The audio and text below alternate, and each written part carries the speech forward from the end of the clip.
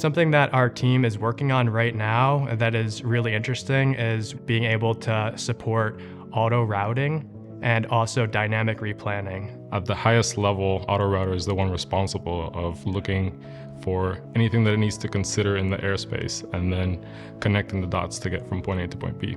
So in the case of dynamic replanning, the system is able to identify if the current route of the aircraft may intersect with any of these constraints or hazards, and then react to those by rerouting around them. It just gives us the flexibility of changing things real time. And that's especially valuable when we're flight testing. We're trying to transition to a more pilot on the loop instead of a pilot in the loop system.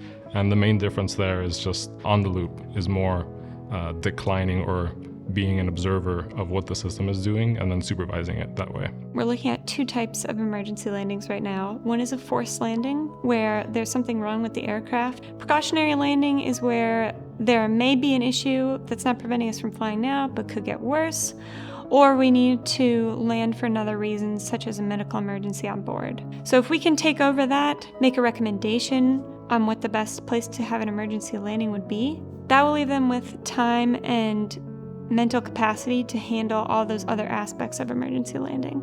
A big subset of aviation accidents are due to human factors issues. There have been many flights in which accidents occurred with many fatalities due to checklist steps being misread or skipped altogether. Depending on the phase of flight, the automated checklist system can prompt itself and prompt the pilot to start a given checklist that's needed for that phase, or a pilot can manually set up the checklist they know needs to be done. For example, Step 5 of the takeoff checklist might have the pilot look at all the gauges on the plane and make sure that they're within nominal bounds.